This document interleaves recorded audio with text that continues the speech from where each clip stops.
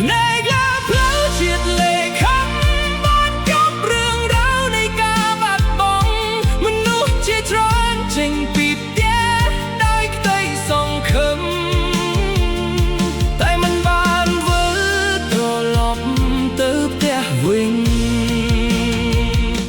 ព្រឹកមួយដែលព្រះអាទិត្យកំពុងរះគ្រប់គ្នាចេញដំណើរដោយក្តី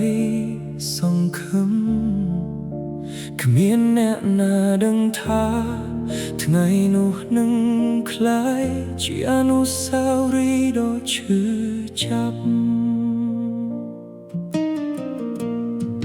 បាយម្ហូបនៅក្នុងដៃ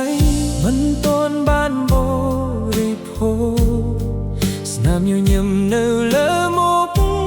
មិនទាន់រលាយឡានធ្វើដំណើរឆ្ពោះទៅរោងចក្រសុបិនជា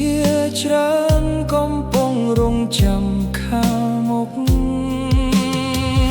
ដែលនៅផ្ទះកំពុងរង់ចាំដំណឹងល្អឪពុកនៅស្រែកំពុងនឹកកូនប៉ុន្តែមួយបបព្រិចភ្នែកជីវិតក៏ផ្លាស់ប្ដូរជារៀងរហូតសំឡេងស្រងសំឡេងមនុស្សស្រែទឹកភ្នែកហូរពេញភ្លើគ្មានអ្នកណាចង់ឃើញទេទឹកភ្នែកលើផ្លូវជាតិលេខំបានចប់រឿងរ៉ាវនៃការបាត់បង់មនុស្សជាច្រើនចេញពីផ្ទះដោយក្តីសង្ឃឹមតែមិនបានវិលត្រឡប់ទៅផ្ទះវិញសូមឲ្យស្នាមទឹកភ្នែកទាំងនេះក្លាយជាការរំលឹកដល់យើងគ្រប់គ្នាបើកបរដោយការប្រុងប្រយ័ត្នដើម្បីឲ្យគ្រប់គ្នាបានទៅដល់ផ្ទះដោយសុវត្ថិភាពរូបថតនៅក្នុងកាបូបនៅតែញញឹមដូចថ្ងៃម្សិលមិញ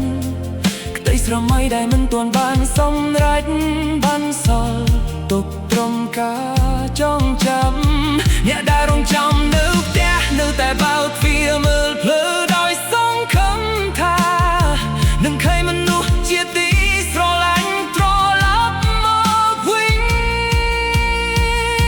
ជីវិតមានតម្លៃជាងការប្រញាប់មួយវិនាទីនៃការប្រុងប្រយ័ត្ន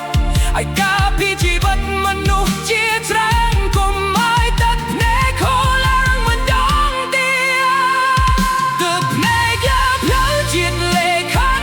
សងកុំឲ្យកើតឡើងមិនដងទៀតគ្រប់ការធ្វើដំណើរសូមចាប់តាំងដោយការប្រុងប្រយ័ត្ន